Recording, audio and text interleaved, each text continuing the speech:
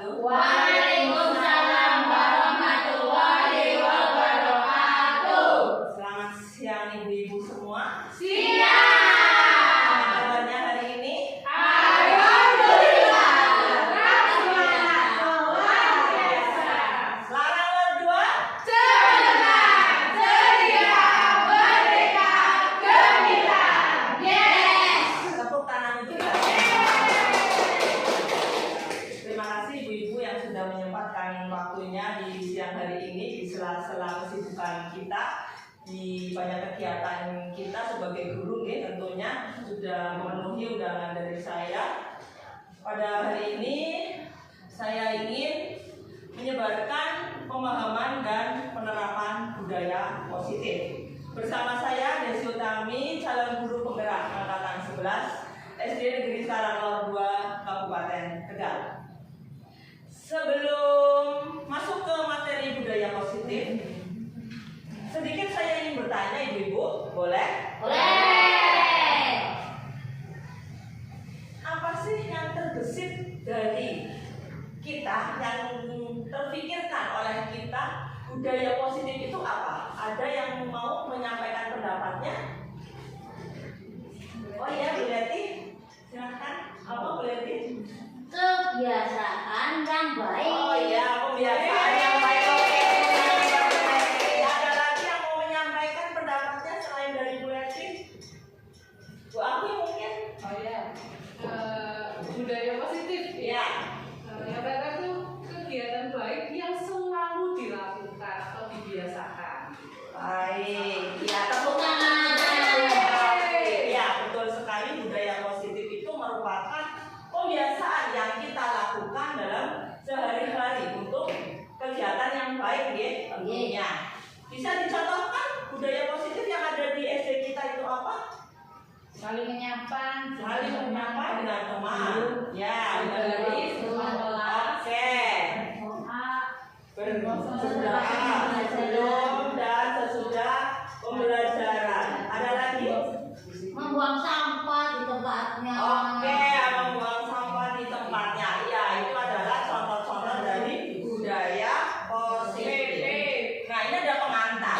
Konsep pendidikan Ki Hajar Dewantoro itu melibatkan pengakuan akan pentingnya budaya serta lingkungan positif di lingkungan sekolah yang menerapkan murid sebagai fokus utama. Ya, dalam konsep Ki Hajar Dewantoro itu pendidikan bukan hanya sekedar mentransfer ilmu, menyampaikan pengetahuan, tetapi juga pengembangan potensi setiap siswa. Karena pada dasarnya siswa itu memiliki minat dan bakat tersendiri. Jadi setiap siswa itu memiliki keunikan yang istimewa pada diri setiap siswa.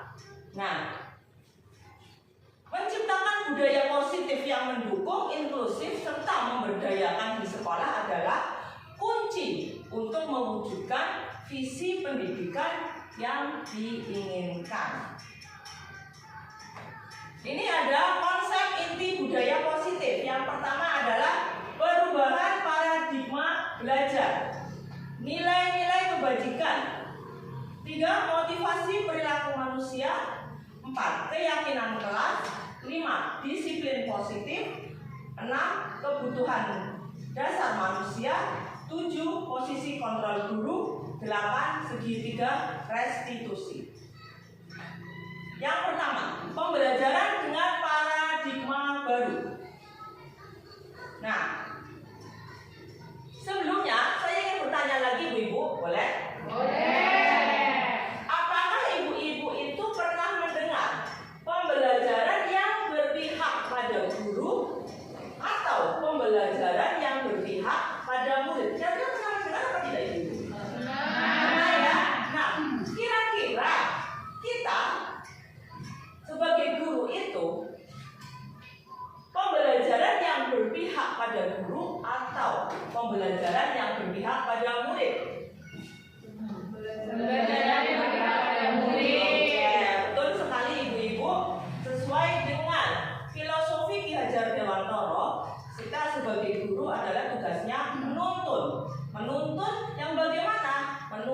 yang berpihak pada murid. Bagaimana kita pembelajaran yang berpihak pada murid?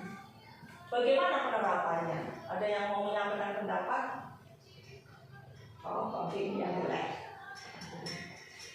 Pembelajaran yang berpihak pada murid yaitu guru sebagai fasilitator, artinya memfasilitasi kebutuhan siswa, karena siswa itu kan gaya belajarnya berbeda, kebutuhannya berbeda, kemampuannya juga berbeda. Jadi guru harus memberikan atau mentransfer tadi ya, tidak hanya mentransfer tapi memberikan kebutuhan siswa sesuai kebutuhan masing-masing. Baik sekali jawaban dari Bu Adin. Tepuk tangan. Iya, betul sekali ya.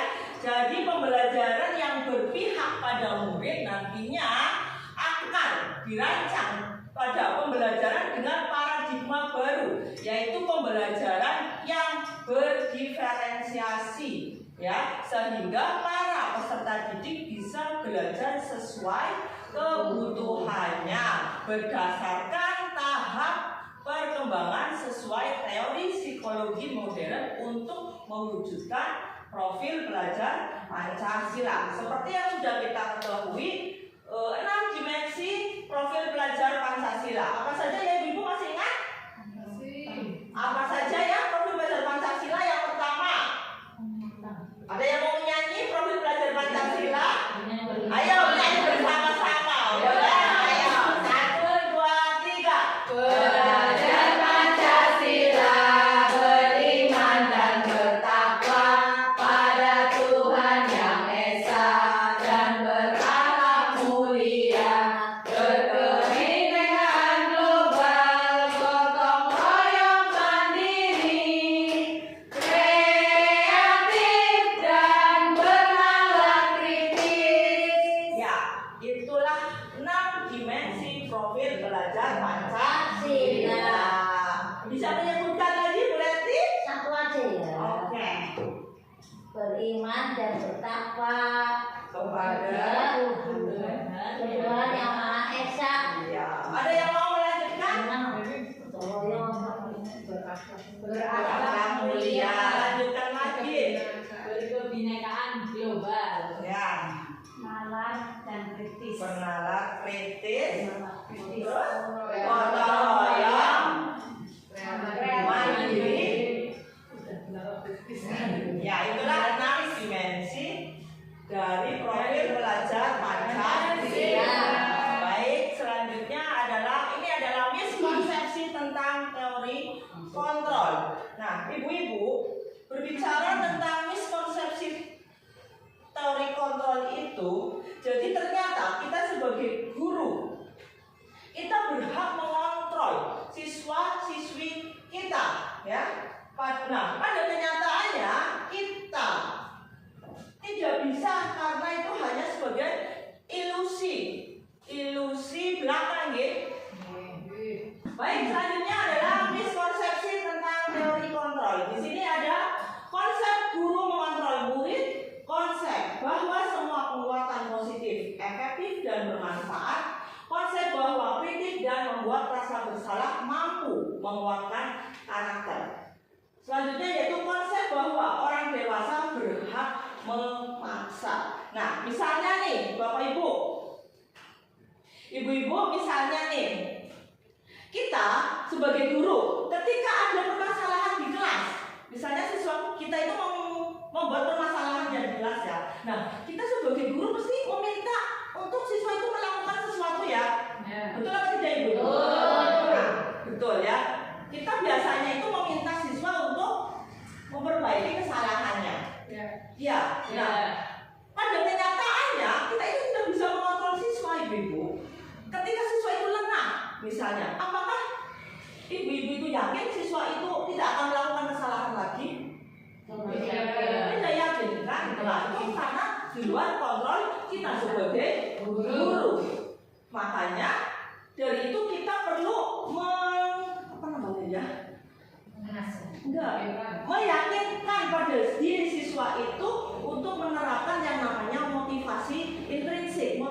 Motivasi intrinsik itu adalah motivasi yang ada dalam diri sendiri. Iya, jadi kita kita perlu menerapkan motivasi yang ada pada diri sendiri. Jadi kita itu tidak bisa mengontrol siswa. Selanjutnya adalah disiplin positif. Ada yang tahu disiplin positif itu apa, Bapak Ibu? Bertanggung jawab. Ada yang lihat Kebiasaan baik. kebiasaan baik. Nekut. Ya, boleh Leti. Disiplin produktif.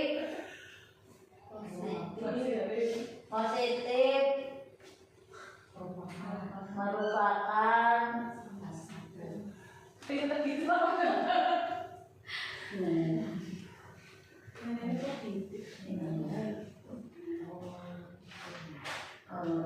Disiplin positif, penerapan disiplin yang bertujuan untuk menumbuhkan kesadaran serta memberdayakan peserta didik tanpa imbalan penghargaan. Jadi terbiasa melakukan hal yang positif. Ya, betul. Terima kasih Ibu Afi. Betul sekali.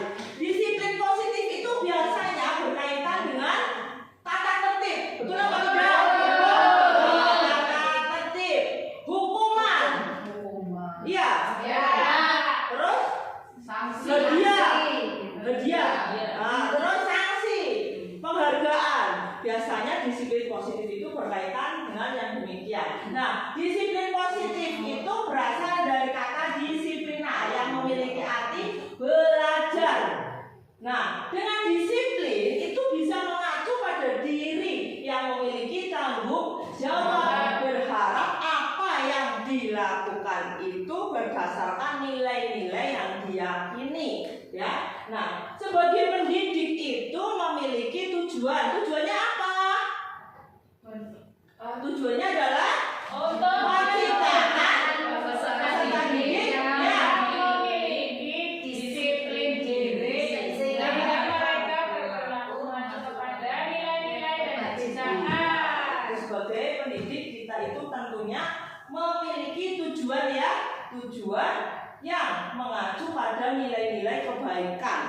Nah, sebenarnya disiplin positif ini bukan hanya pada siswa, tetapi guru juga harus menerapkan disiplin positif. Makanya saya di sini wajib untuk menyampaikan penyebaran tentang disiplin positif kepada guru di SD Negeri Saranglot 2. Nah, disiplin positif itu merupakan salah satu penerapan disiplin yang bertujuan untuk menumbuhkan kesadaran serta memberdayakan peserta didik tanpa imbalan, penghargaan, ancaman atau hukuman. Jadi tidak boleh lagi ya, Bu, ada hukuman atau ancaman yang mengancam siswi. Nah, di sini nilai-nilai kebajikan, nilai-nilai yang disepakati bersama lepas dari suku, bangsa, agama, bahasa maupun latar belakangnya. Nilai-nilai kebajikan. Pernah mendengar nilai-nilai kebajikan ya, Bapak Ibu? Apa kira-kira nilai kebajikan? Kebaikan, boleh. Ayo, apa lagi? Hal-hal yang baik. Hal-hal yang baik. Nah, nilai-nilai kebajikan itu adalah nilai yang disepakati bersama lepas dari suku, bangsa, agama maupun latar belakang. Jadi harus disepakati bersama, ibu-ibu, tidak boleh menentukan sendiri. Makanya kita di kelas itu sudah membuat yang namanya kesepakatan kelas yang sudah disepakati oleh seluruh siswa, siswi dan guru. Nah, di sini nilai-nilai kebajikan yang saya contohkan adalah profil pelajar Pancasila. Di sini nilai-nilai kebajikan dari profil pelajar Pancasila yaitu beriman dan bertakwa kepada Tuhan Yang Maha Esa, berakhlak mulia, berkebinekaan global, gotong royong, mandiri, kreatif, dan bernalar kritis.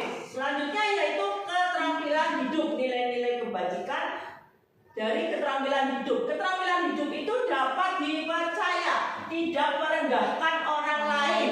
Jadi tidak boleh merendahkan orang lain dan memberikan hal yang terbaik. Yang namanya bullying ibu. Selanjutnya adalah kebutuhan dasar manusia.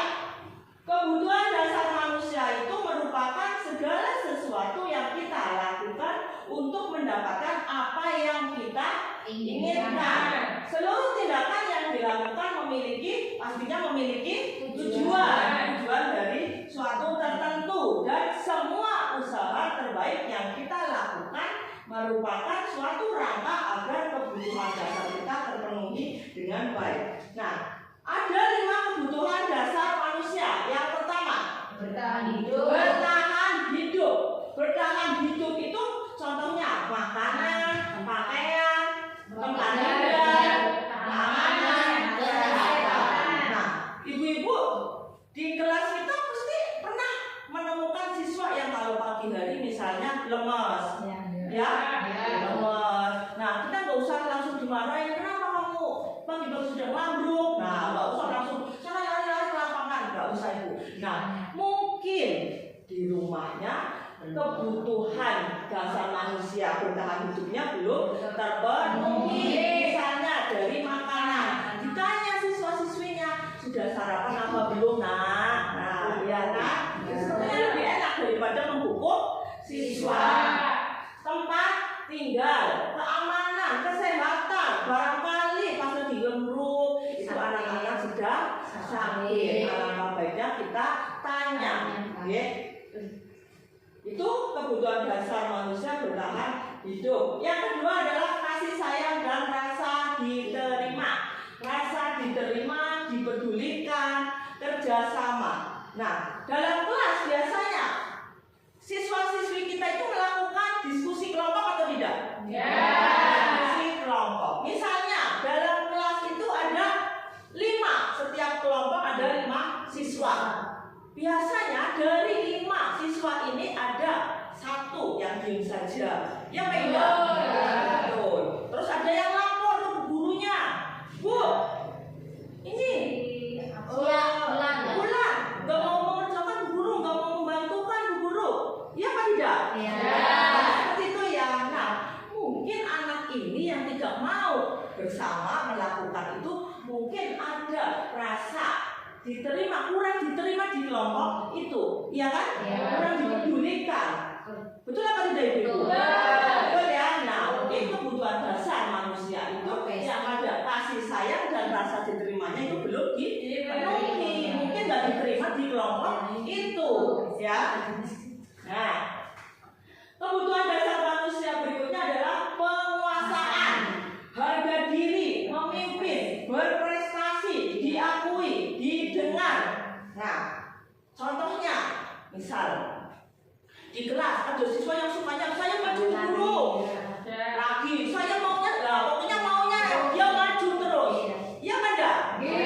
Ya kan? Nah, dia itu merasa pengen jadi pemimpin, dia itu merasa pengen berprestasi, pengen diakui, pengen didengar. Ini adalah kebutuhan dasar manusia tentang penguasaan, pengen menguasai gitu. Yang berikutnya adalah kebebasan. Kebebasan di sini adalah mandiri, mencoba hal baru, memiliki pilihan. Kebebasan, misal di kelas ada anak yang mudah bosan apa tidak? Mudah bosan ya, pengennya pengen bebas ya, pengen. Nah, karena kebutuhan dasarnya itu mungkin adalah pengen ya kebebasan, nggak mau yang tertekan, ya itu. Kebutuhan dasar berikutnya adalah kesenangan, kesenangan bermain, hiburan, humor, ketawa. Mungkin di kelas ada yang siswanya suka ketawa-ketawa, ada yang suka membuat humor, itu karena memang mungkin kebutuhan dasarnya adalah kesenangan bermain, hiburan, ketawa-ketawa.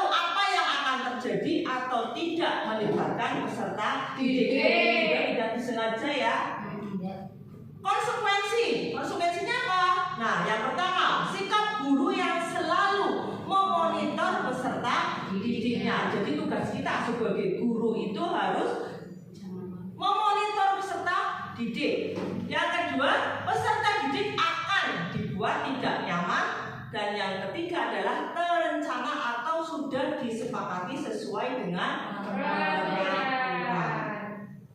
Berikutnya adalah restitusi. Restitusi itu apa Ibu? Proses yang berkolaboratif dilihatkan ketika mengajar murid untuk mencari solusi sendiri. Nah, baik, restitusi itu ketika anak membuat kesalahan itu sebaiknya jangan langsung kita salahkan, ya. Tetapi biarkan anak itu mencari solusinya sendiri. Kita tanya, kita berdiskusi dengan siswa. Kira-kira solusinya bagaimana? Itu restitusi.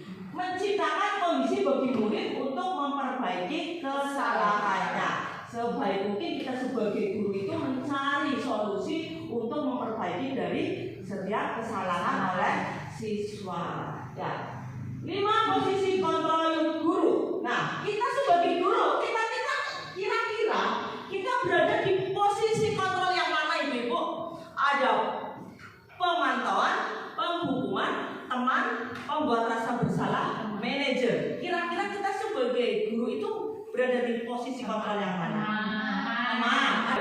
Nah, kontrol guru itu bisa lebih dari satu. Kita catat menjadi penghukum, sebagai teman, sebagai pemantau, sebagai pembuat rasa bersalah, dan manajer. Nah, berikut adalah contoh penerapan 5 posisi kontrol guru. Pada kasus ketika siswa tidak memakai seragam lengkap saat melakukan upacara bendera pada hari Senin. Nah, kira-kira ketika kita melihat siswa yang tidak memakai seragam lengkap, lalu seorang guru itu meminta siswa untuk hormat bendera selama 15 menit. Kira-kira posisi kontrol guru apa yang kita jalani? Sebagai penghukum ya? Betul. Nah, biasanya ini ada contoh kalimat yang baik untuk selain menghukum ke siswa. Contoh, Bapak Ibu guru sudah sering kali memberitahumu atau mengingatkanmu untuk berseragam lengkap, tetapi kamu selalu mengecewakan ibu atau bapak. Nah, ini adalah posisi kontrol yang apa? Membuat rasa bersalah. Ya, membuat rasa bersalah. Ketika guru itu mengatakan seperti itu, biasanya siswa itu merasa bersalah. Ya, dia biasanya merasa bersalah. Nah, posisi kontrol sebagai teman. Biasanya ini adalah contoh kalimatnya. Sebagai teman harus saling mengingatkan. Biasanya kita kalau sebagai teman ke siswa biasanya ayo dong taati peraturan yang ada. Lain kali jangan diulangi lagi ya. Seperti itu apa tidak Ibu? Iya. Adalah posisi kontrol sebagai Teman. Nah, kamu sudah paham kan konsekuensi saat tidak memakai seragam lengkap saat upacara? Setelah upacara berseragam lengkap di koperasi ya. Nah, itu adalah posisi kontrol sebagai pemantau. Ini ada contoh lagi. Kamu tahu kesalahanmu di mana? Kira-kira bagaimana kamu memperbaiki kesalahanmu itu? Itu posisi kontrol guru sebagai apa? Sebagai manajer. Nah, kita sebagai guru itu alangkah baiknya memposisikan diri kita sebagai manajer. Jangan langsung sebagai penghukum ya. Ya, next. Keyakinan kelas. Mengapa keyakinan kelas bukan peraturan kelas? Kira-kira apa Ibu?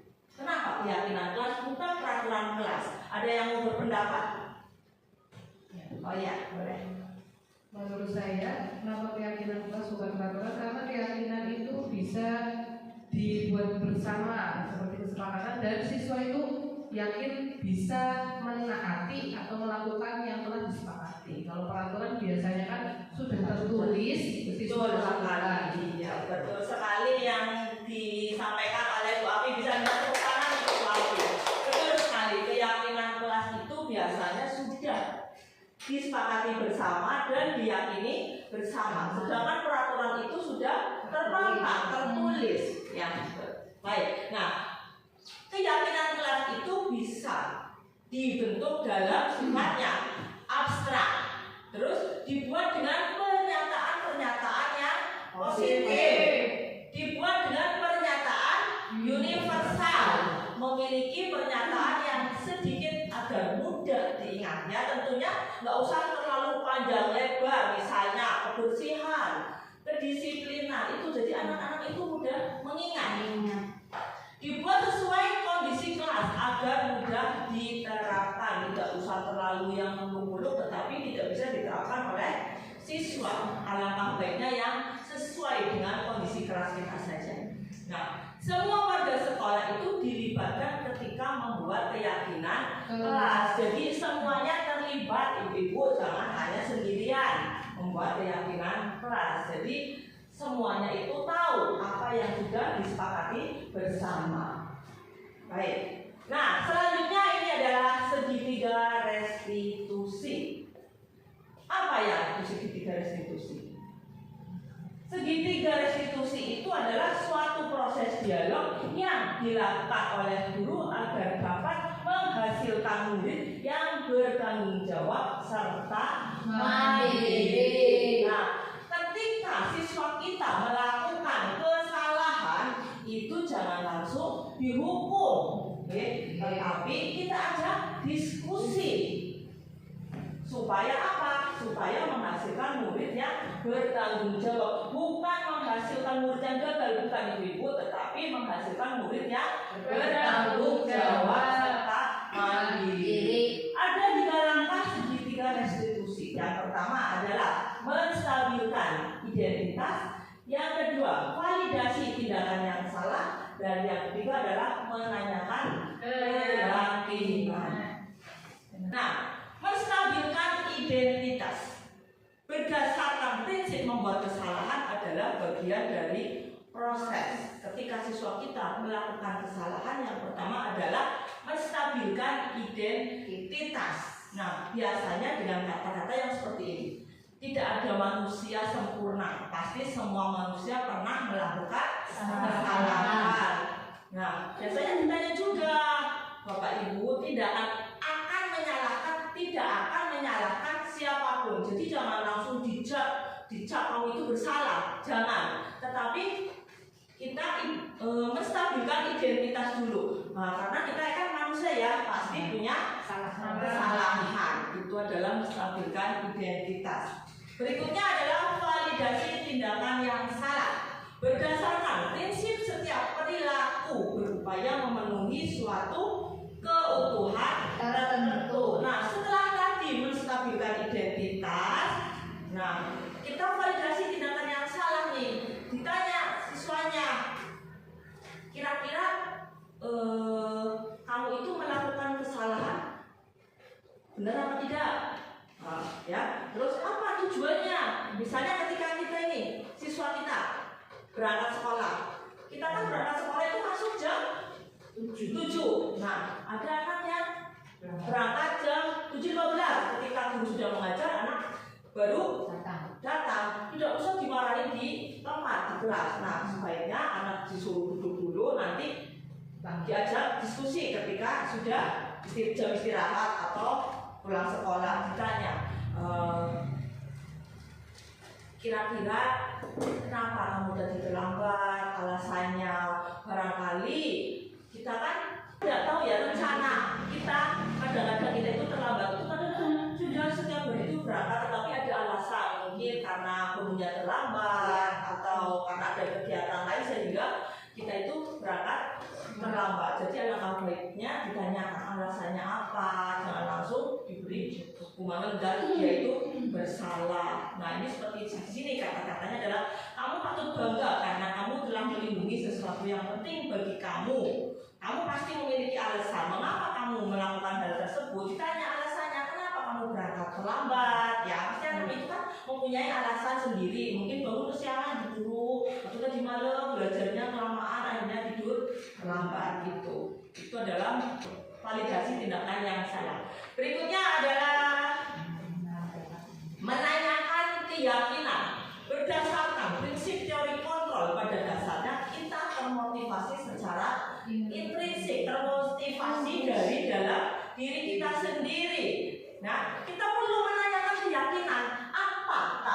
kelas kita sudah membuat keyakinan kelas, ya. Kalau sudah membuat keyakinan kelas, kira-kira anak tersebut itu melanggar dari keyakinan kelas atau tidak, ya. Nah, kalau sudah membuat keyakinan kelas, guru, terus melanggar apa tidak? Melanggar. Nah, kira-kira keyakinan kelas apa yang dilanggar, ya? Terus kita carikan solusinya untuk anak tersebut sehingga anak itu bisa bertanggung jawab dengan kesalahannya. Nah, lanjut. Nah, berikut adalah penutupan. Dalam menerapkan program disiplin positif, guru hendaknya mempunyai standar kepribadian, profesional, serta jiwa sosial yang baik agar bisa merefleksikan dirinya dalam posisi kontrol saat ini, sehingga sebagai guru itu bisa menjadi contoh yang baik dalam melakukan tugas di dalam sekolah. Baik, terima kasih ibu-ibu. Sekian hari ini pemaparan dari aksi nyata modul 1.4 tentang penerapan budaya positif untuk kita semua di sekolah SD Negeri Saranglor 2. Terima kasih waktunya Ibu. Assalamualaikum warahmatullahi wabarakatuh. Waalaikumsalam warahmatullahi wabarakatuh.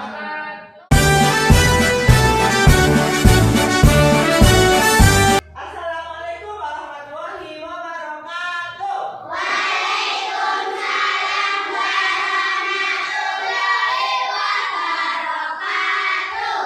Apa kabar anak-anak? Baik. Selamat pagi.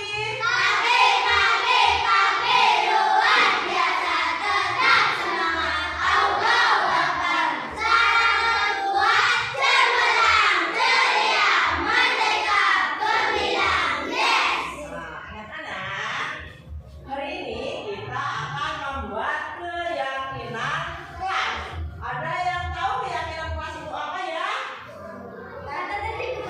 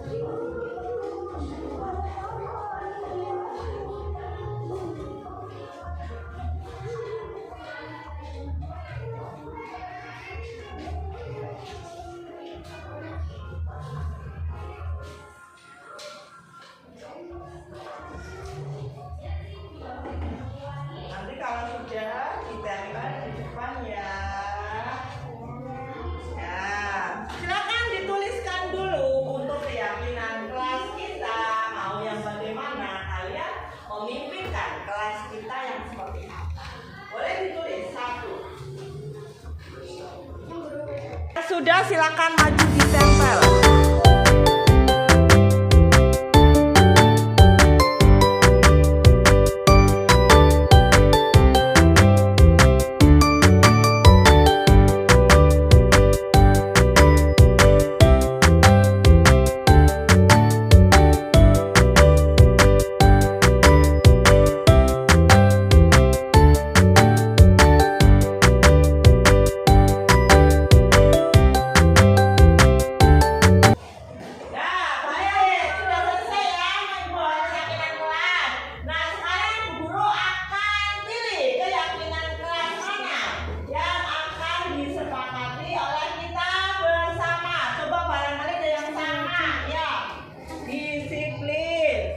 Menghargai, menyimak dengan baik. Ya, ini sama. Ya, ini ya. Nih. Ya, setelah kita sepakati ini nanti Bu Guru tulis ya, terus nanti kita tempel di dinding kelas kita. Setelah itu berarti kalian harus bagaimana setelah membuat keyakinan kelas? Harus melaksanakan dengan penuh tanggung jawab. Setelah itu kalian silakan menandatangani hasil keyakinan kelas yang sudah disepakati. Silakan nanti maju satu-satu ya.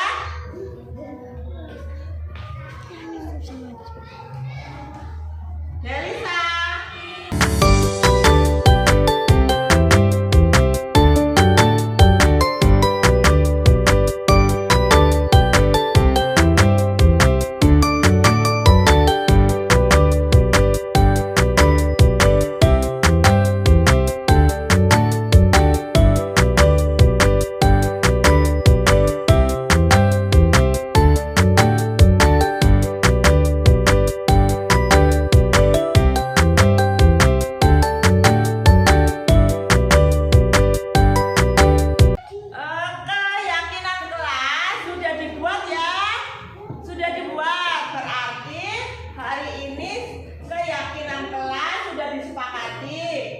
Disepakati berarti cukup sekian saja dari Bu Guru ya untuk pembuatan keyakinan kelas. Terima kasih Bu Guru akhiri. Assalamualaikum warahmatullahi wabarakatuh. Assalamualaikum warahmatullahi wabarakatuh. Nama saya Iksan Ahsan Saputra dari kelas 4. Assalamualaikum warahmatullahi wabarakatuh. Perkenalkan, saya Nafisa Alifiana dari kelas 4. Assalamualaikum warahmatullahi wabarakatuh. Perkenalkan, nama saya Quratul Ain dari kelas 4. Assalamualaikum warahmatullahi wabarakatuh. Nama saya Hamdan dari kelas 4. Sangat senang sekali. Sangat senang. Saya merasa senang. Membuat keyakinan kelas saya sangat senang. Penting sekali. Sangat penting. Menurut saya sangat penting. Buat keyakinan kelas sangatlah penting.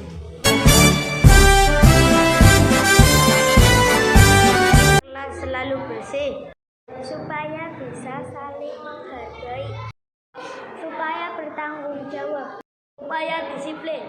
Belajar